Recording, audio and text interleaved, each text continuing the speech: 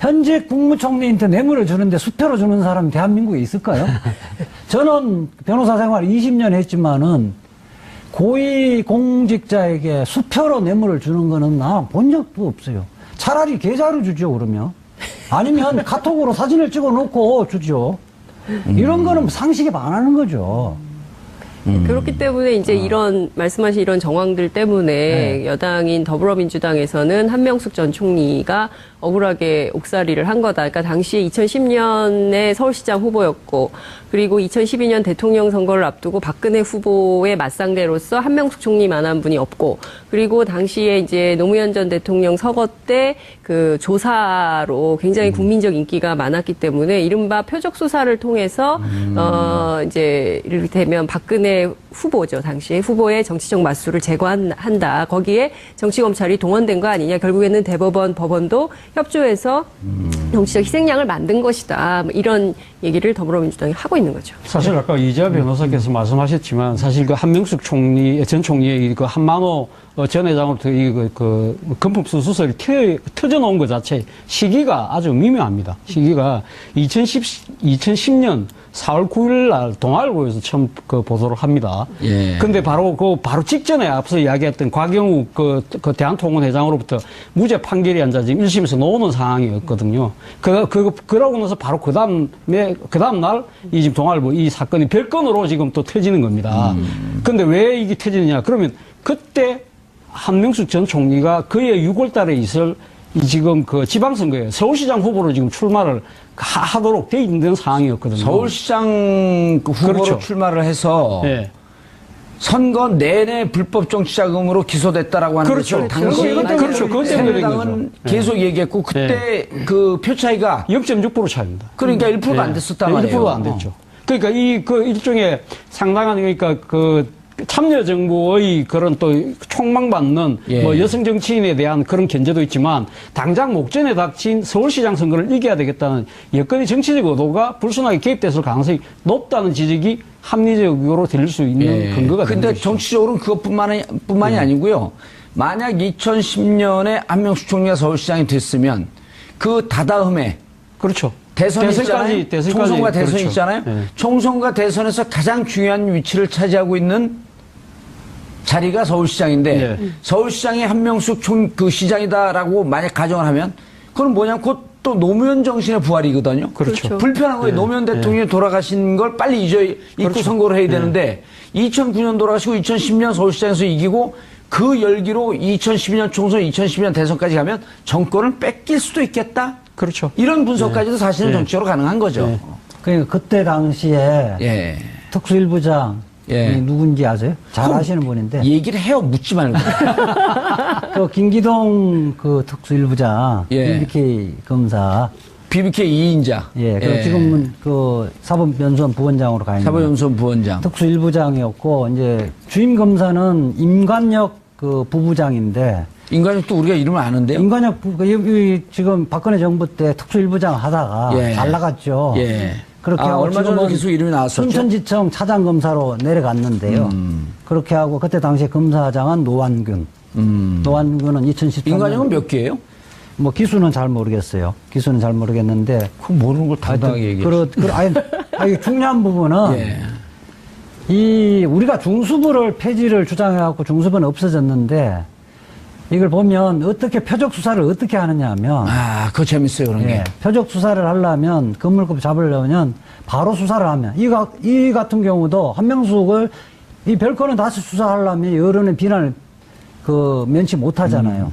이런 경우에는 특정한 한 언론에 단독 사건을 딱 해서 여론의 힘으로 자기는 어쩔 수 없이 수사한다는 형식으로 취해서 수사를 해요. 그 두 가지 의미가 있죠. 여론의 힘을 빌려서 표적 수사를 하려고 하는 경우도 있고 또 하나는 일단 여론에 흘려놓고 이게 뜨지 않으면 밀고 가지 못하고. 간을 보는 거죠. 근데 이 부분은 이미 한만으로부터 진술서나 이런 거 받아놓고 목적 의식적으로 여론을 흘리는 거죠.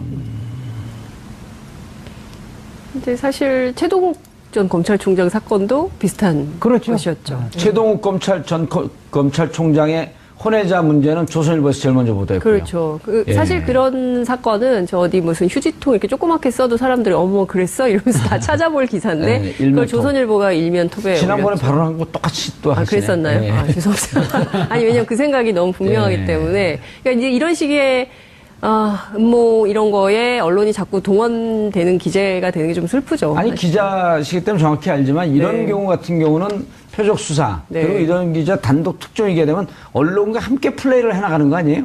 사실상 그렇죠. 그러니까 네. 이를테면 검찰에서 뭐 이런 게 있는데, 굉장히 관심 갖고 들여다볼 만한 사안인데, 그러면서 이제 간을 보면 이제 기자는 애가 타죠. 그래서 이제 계속 취재를 하게 되고, 그러면 이제 요만한 단서를 주면 그걸 가지고 기사를 쓰고, 그 다음에 이제 언론도 간을 보고, 이런 측면이 있죠. 저기 그 CG를 한번 올려주시죠. 야당들이 반대를 하고 있는 이 문제 여기에 대해서 문제 제기를 하고 있는데 한번 보시죠. 집권당 대표가 사법부 권위 깔아뭉갠 것, 정권 잡았다고 사법 판결 뒤집는 것도 가능하다고 생각하는 것인가? 자유한국당 지금까지 사법부가 어떤 판결을 내렸는지 그리고 양승태 대법원장이 13,000개의 임명권을 갖고 판사들 어떻게 옥죄었는지 이런 건 잘 생각하지 않는 것 같은데 바른정당 여당 지도부가 상권 분립을 무시하고 대법원 판결을 부정하는 것인 만큼 우선을 밀 수 없다. 자, 여기까지는 괜찮은데요. 다 충분히 나올 수 있는 논평이죠.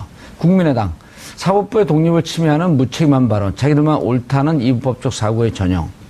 이루고 호남 지역에서 지지를 받을 수 있을까요? 저는 이게 문제라고 생각합니다. 그러니까 대법원이 숱하게 예. 잘못된 판결을 함에도 불구하고 상권 분립이라는 그 외피 속에서 책임을 지지를 않고 있는 거거든요. 예. 비록 확정 판결됐다 하더라도 잘못된 판결은 성역 없이 지적을 해야 돼요. 이미 유죄로 확정됐기 때문에 우리는 논하면 안 된다? 이거는 상권 분립을 형식적으로 이해하는 거예요. 사법부의 신뢰도가 OECD 국가 중에 최하위예요, 우리가. 그러니까 국민들의 그렇죠. 사법부에 대한 불신이 사실은 하늘을 찌르고 있는 거거든요. 예. 지금 검찰 개혁뿐만 아니라 법원 개혁도 해야 된다. 그리고 평판사들이 사실은 그 정치적인 사건 부분에서 윗선에 눈치를 봐서 제대로 판결 못 하겠다는 것이 70% 이상이잖아요. 예. 심각한 상태예요. 70%좀 나왔죠. 이상은 네. 아니었고. 예, 그좀 나왔죠. 그리고 오죽하면 네. 전체 판사 대표자 회의가 100명씩 모여서 그 사법부가 독립성을 해치는 재판을 하는 이런 부분에 대해서 사법부 또 판사들에 대한 블랙리스트까지 있다고 하고 그렇죠. 오직하면 김명수 춘천지방법원장을 전격적으로 대법원장 후보로 지명하는. 그러니까 지금은 이제 옛날에는 정치 권력으로부터 독립이 중요했지만은 지금은 검찰 여론과 사법부의 수뇌부로부터 독립이 굉장히 중요하거든요. 예. 김명수 대법원장 내정자는 최근까지도 사법부 내부로부터 독립을 강조했던 분이죠. 예. 그리고 이 대체적으로 지금은 뭐 시국 사건이나 예. 이런 부분에서 이념적인 성향을 갖고 있는 사건이나 이런 부분에서 판사들이 자유롭게 판결을 못 해요. 예. 알겠습니다. 그런데 그때 당시에 2010년에 홍준표 당시 라디오 인터뷰에서 재밌는 얘기를 했네요.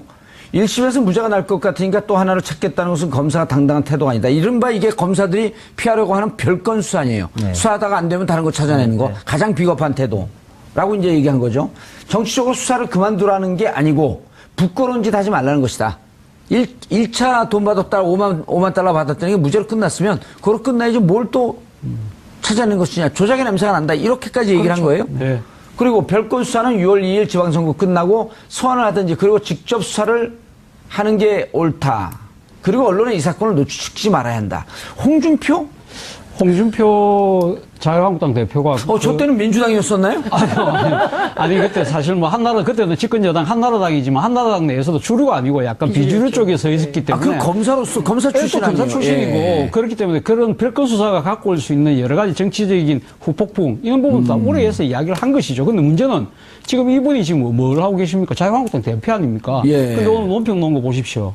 오늘 지금 그 사법부의 결정을 지금 그러니까 지금 이 여권 지도부가 상당히 지금 무시하는 것처럼 그런 이야기를 하면서 강하게 지금 비판을 하고 있는 거거든요. 예. 그렇다고 한다면 이 처음에 당초 자체가 잘못 깨어졌다고 하는 것이 홍준표 대표의 생각이 지금도 맞다고 한다면 그런 식의 논평은 조금 자제할 필요가 있다. 또 하나는 생각이 뭐냐면 저는 그런 생각을 해봅니다. 그러니까 지금 그러면 한명숙 전 총리가 그럼 지금 대법원의 판결에 불복을 했나요? 다 살고 나왔잖아요. 예. 살고 나오고 그때 당시 판결에 대해서 그 부분에 좀 미흡한 부분에 대해서 지적은 좀 충분히 할 수 있다고 보거든요. 예. 지금 남아있는 절차는 또 있지 않습니까? 우리가 지금 대법원의 3심이 다 끝났다고 해서 모든 게 다 끝나는 게 아니지 않습니까? 왜 우리나라가 재심제도를 두고 있습니까? 대법원도 실패할 수 있다, 실수할 수 있다는 것 때문에 재심제도를 두고 있고 실제 재심을 통해서 과거 권위주의 정권 시절에 잘못된 판결들이 뒤집어지고 있지 않습니까? 예. 그렇다고 한다면 이러한 부분들에 대해서 잘못된 부분이 있으니까 그 부분에 대해서 재심을 하겠다는 식의 그런 말조차도 못하게 만드는 건 저는 문제가 있다고 봅니다. 근데 알겠습니다. 실제 이 사건 초기부터 그 당 안에서 저희들이 이제 취재를 해보면 이 사건은 어찌됐든 한명숙 총리가 징역을 살기로 마음을 먹었기 때문에 그냥 여기서 2년을 살겠다고 하셨다. 그러니까 중간에 뭐 이를테면은 뭐죠 가석방이나 이런 거 요구하지 않고 다 만기 출소하시고 그리고 나서 재심 할 수밖에 없다. 재심 요구할 거다. 이런 얘기를 사건 초반부터 얘기가 있었거든요. 그래서 이후에 한명숙 총리 측이 어떤 행보를 할지는 좀 지켜봐야 될 것 같아요. 그런데 그 이른바 이제 70년대 박정희 독재 정권 네. 시절의 인혁당 사건, 예. 그다음에 민초학년 사건, 예. 그다음에 난민전 사건, 네. 그리고 75년서부터 79년까지 김기춘 당시 공안부장인가요? 그 주도했던 23건의 간첩 조작 사건. 간첩 조작 사건 이런 것이 재심 신청해갖고 30년, 40년 만에 네. 무죄가 나오는 경우가 90%가 넘어가고 있어요. 그렇죠. 그럼 그때 당시에 뭐라 그랬냐면 박정희 공화당 쪽에서 네. 사법부의 판결과 권위를 존중해야 한다. 네. 삼권 분립해치는 거냐? 그런데 40년 지난 다음에 보면은 다 조작 사건이었단 말이에요. 그렇죠. 그럼 어떻게 봐야지? 그때 그 주장했던 사람들 돌아가셨겠구나. 이 문제가 지금 일반인들 보면 예. 양쪽 그 정치권의 공방 보면 다 일리가 있는 지적 같다는 느낌이 들잖아요. 예. 양비론에 빠지기가 쉽죠. 그래서 국민들은 판결문을 모르잖아요. 예. 그래서 판결문은 공개가 되어줘야 돼요. 판결문 공개를 안 하나요? 네, 판결문 공개를 안 하죠. 이 좀 주요 사건 같은 경우는 판결문에 공개를 되지면 이런 경우를 보면 내가 생각할 때는 무죄인데 왜 유죄를 했을까? 또 유죄인데 왜 무죄를 했을까? 자기 판단을 할 수 있는데 사실은 언론 보도라는 것은 대부분 검찰이나 법원발 보도거든요. 예. 실체 관계를 모르고 이게 왜 또 민주당은 자기들에게 유리하면 그 칭찬하고 불리하면 뭐 문제 있는 판결이다 이렇게 이야기하느냐 이렇게 비난할 수도 있는 거거든요. 예. 그래서 판결문은 특별 실명 부분이나 개인 프라이버시가 있는 부분을 제외하고 예. 다 공개를 해야 돼요. 이자 변호사님, 예. 그 제 BBK 재판 때도 대법원 판결이 예. 그냥 기각한다 이 한 줄이었거든요. 예. 이유도 없이. 예. 진짜 그러면 이거 판결문 받았어요 그때? 판결 받았죠. 그 SNS에다 좀 공개 좀 하시 그랬어요. 그 판결문 하여튼 그건 생각을 해보고요. 이 또 전원합의체 판결 중에 5명이 예. 지금 현재 양성대 대법관 체제에서는 보수 1색이라고 그러잖아요. 예. 그런데도 5명이. 그나마 예. 그 5명은 제가 공개를 할게요. 그나마 무죄 판결에 가담했던 이인복, 이상훈, 김용덕, 박보영, 김소영. 비교적 그나마 합리적인 보수라는 사람은 무죄에 다 가담했던 거예요. 알겠습니다. 이 문제는 다시 대법원 개혁, 그 사법부 개혁의 문제로 다시 고개를 들어야 되겠다. 네. 알겠습니다. 한명숙 전 총리님 오늘 새벽 5시에 2년간의 형을 만기 사시고 출소했습니다. 출소하면서 하신 말씀이 새로운 세상을 드디어 만나게 됐다. 지난 2년간 고생하셨습니다. 그리고 3번의 그렇게 힘들다고 하는 여름 징역을 마치고 돌아왔습니다.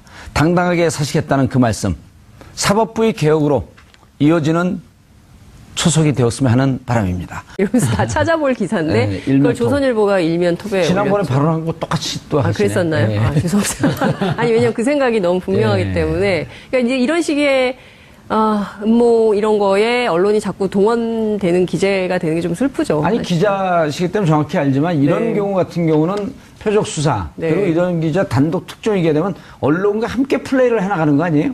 사실상 그렇죠. 그러니까 네. 이를테면 검찰에서 뭐 이런 게 있는데 굉장히 관심 갖고 들여다볼 만한 사안인데 그러면서 이제 간을 보면 이제 기자는 애가 타죠. 그래서 이제 계속 취재를 하게 되고 그러면 이제 요만한 단서를 주면 그걸 가지고 기사를 쓰고 그다음에 이제 언론도 간을 보고 이런 측면이 있죠. 저기 그 CG를 한번 올려주셔. 야당들이 반대를 하고 있는 이 문제, 여기에 대해서 문제 제기를 하고 있는데 한번 보시죠. 집권당 대표가 사법부 권위 깔아뭉갠 것, 정권 잡았다고 사법 판결 뒤집는 것도 가능하다고 생각하는 것인가. 자유한국당 지금까지 사법부가 어떤 판결을 내렸는지, 그리고 양승태 대법원장이 13,000개의 임명권을 갖고 판사들 어떻게 옥죄었는지 이런 건 잘 생각하지 않는 것 같은데, 바른정당 여당 지도부가 상권 분립을 무시하고 대법원 판결을 부정하는 것인 만큼 우선을 밀 수 없다.